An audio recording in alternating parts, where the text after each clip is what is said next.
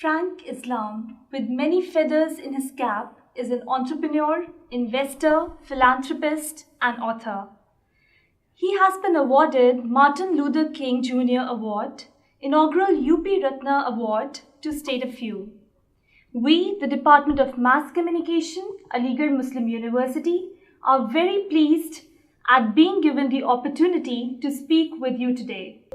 Thank you very much for your time, and Thank you for the Mass Communications Department. It is a wonderful to be here to talk with you. And you said that I am an Aligarhian. Yes. And long years ago, I attended the school. Aligarh, as I said in my convocation address, when I accepted the honorary degree, that Aligarh shaped my story and determined my destiny. And this is where my journey began. I also said I have a strong connection to the past and the future of Aligarh. Aligarh shaped India, and India shaped Aligarh. We also congratulate you for your degree, sir. Yes, thank you. I'm humbled and honored to receive this honorary degree from the Chancellor, Sayyidina. So I am grateful for her generosity and kindness, and especially the Vice Chancellor. I think the Vice Chancellor has done a great job and continues to be the hope and aspirations and dream for the next generations. Let's begin by asking you about the vision you had years ago that made you achieve stellar success in professional life. To answer your questions, it's a loaded question, but I'll try to answer it. So first of all, I was born here in Azamgarh, which is not too far from here, and I have never lost love of Azamgarh. Azamgarh continues to be inseparable and indispensable part of my life. Then I came to Aligarh to get educations, and then crossed the Atlantic Ocean to pursue the American dream. And I have achieved the American dream.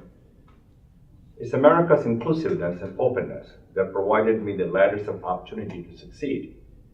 These are the strengths and values of America that we can all proudly and truly embrace. And that's something India needs to do as well, is to give opportunity to all the people, regardless of their color, creed, religion, race, background, and belief. So after I graduated from here, I went to University of Colorado in Boulder, where I graduated.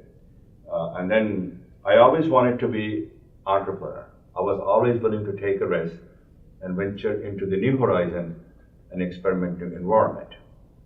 And so I started my business. But before I started business, I needed to get some experience. So I got the experience, and I started business in 1994 from one employee to the year 2007, and I sold it for several $100 million. We had close to 4,000 employees and several $100 million revenue. So let me say this. I was surrounded by the people who share my vision and my values. And so success in business is a team sport. It's just not me who made it happen, it's we who made it happen. So what's important over here, when you start a business, you need to make sure that you provide the leadership.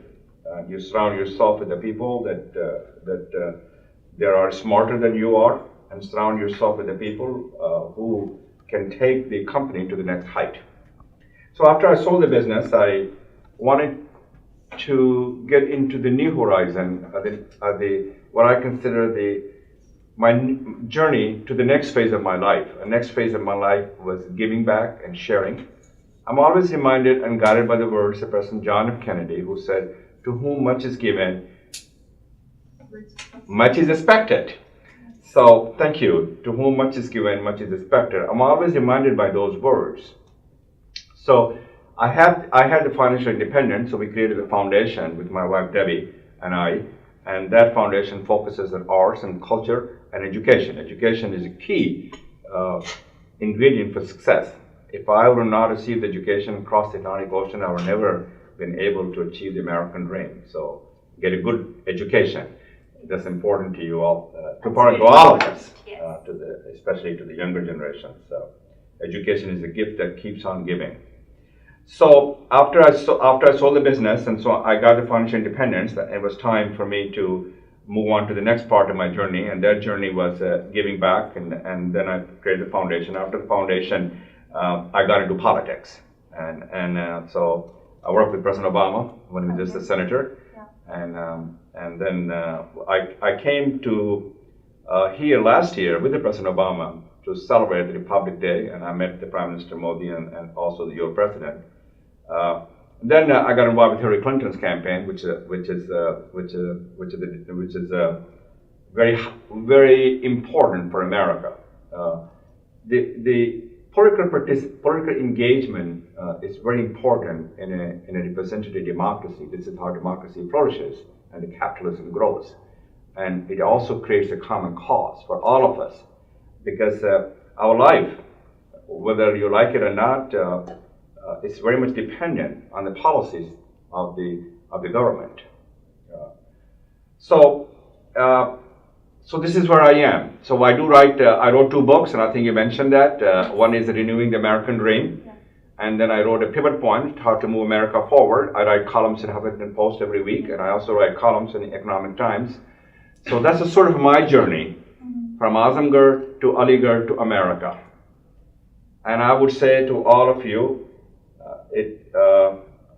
my journey should resonate well with millions of people across the globe, and it says that anything can happen in America, and America is indeed land of opportunity. True. You are an inspiration to many, especially to your alma mater and for youths of India. What suggestions would you have for the younger generation of India? The younger generation of India, which is close to about, as I understand, 600 million under 30. That's the human capital that is not available anywhere in the world.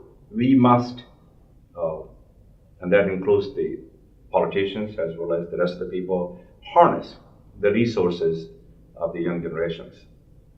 These young people, I see them in India, they're doer and dreamers. They're strong, they're vibrant, they're resilient, and I say to all of them, their best days are ahead of them, not behind them. So what is my advice is to all the Indian youth who wants to aspire and who wants to perhaps follow my footsteps. And that'll be the biggest contribution I can make if I can create several more Frank Islam. So several things that I want to tell them. First of all, I'm not good in giving advice. It's contrary to my belief, but I would give them advice. First of all, get a good education. Number 2, be the best you can be. Number 3, exploit your fullest potential. You have a lot of potential, you should exploit it fully. And the next one, I say that do well, but do good. And also, stay true to you.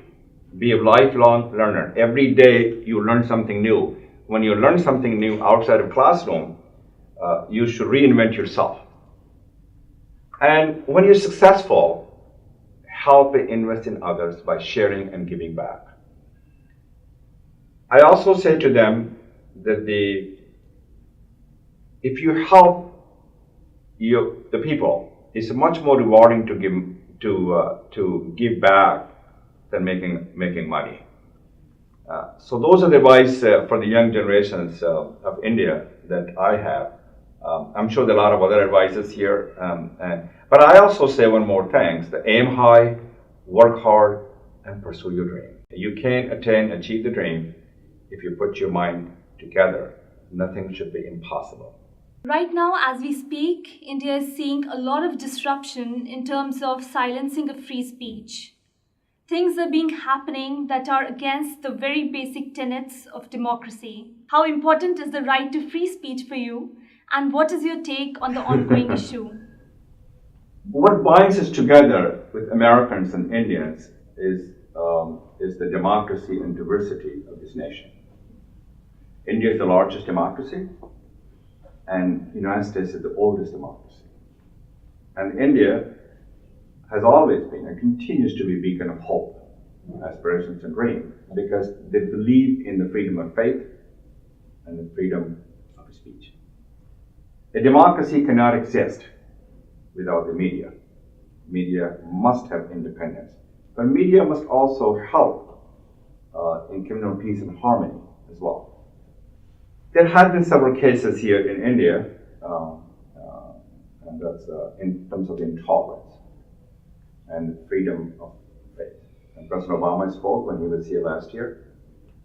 And so I say to them, we are in this together. We have a shared goal, shared responsibility, and shared sacrifices. If we can work together, we should be able to achieve a lot.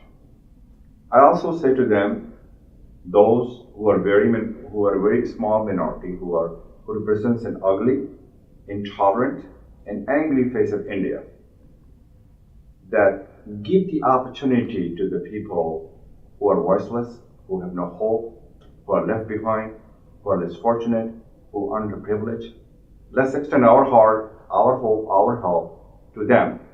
And if we do that, they can do wonders. They can change the landscape of the world.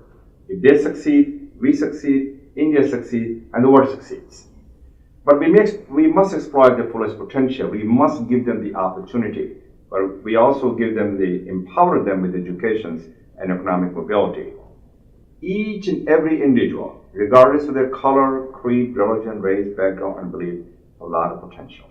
As President Obama said, the Islamic Center in Baltimore, not too long ago, where I was with him, attack on one faith is attack on all faith. So I say to those people who are attacking Islam, or for that matter, the Christianity, and also not treating well to Dalit, you're tearing apart the fabric of this nation, and this nation has lived in communal peace and harmony for thousands of years. Let us become the beacon of hope for everyone.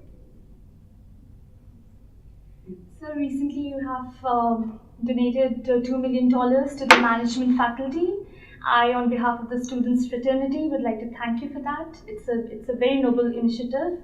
And what are your views, and what is your vision regarding the FMSR infrastructure? Well, first of all, I want to thank the Vice Chancellor and my friend Ali Rizvi, who have done a wonderful job to convince my wife Debbie and I to give back to this institution, which I consider one of the best institutions in the world. So your question, we gave $2 million to build a school of management complex, where not too long ago, I believe the day before yesterday, we laid the stone foundation, and the building is half done. I hope to come back over here in the month of December this year, when it will be fully functional. So let me say the following things. I am uniquely blessed. I say my wife both are uniquely blessed because we embody the American dream. With that thought and spirit in mind, we made a contribution to Aligarh Muslim University. And there's several reasons behind it. Number one, we firmly believe that our investment is not a charity, it's not a philanthropy, it's an investment in creating the next generation of leaders, innovators, entrepreneurs. And as you know, by investing in at the School of Management at Aligarh Muslim University, we're creating the next generations of the entrepreneurs also. My fondest hope and expectation is that this investment that we are making to create the next generations will be sustainable. Aligarh student has always been our best hope. And this investment will keep their hope alive. I would also say that the Sir Syed Ahmad Khan's word that he used, that the Aligarh is a mighty tree with the branches. This will be one of the branches. And this branch will be more stronger and better. So we are, by investing in the Aligarh Muslim University School of Management, I firmly believe that we are giving the students an opportunity to go out and plant the seed and be part of the seed of the Aligarh family tree, who will go out and plant new trees, and that will make the India and the world a better place.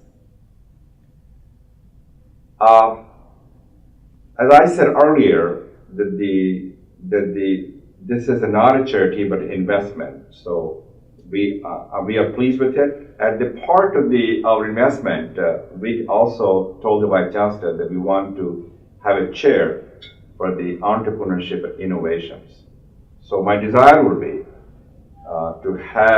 to create many entrepreneurs and innovators who can go out around the world, and not only just India, and to create the next generation of innovators and so on and so forth. So I am very pleased with this investment, and I believe that we have planted the seed, and that seed will grow, and people like yourself will carry on, will be gone. You will have the strength and the courage to carry on. So I have a lot of hope, people like yourself, who will take it to the next height, not only Aligarh Muslim University, but India as well. It was a pleasure talking to you, sir. Thank you. Thank you very much. Thank you.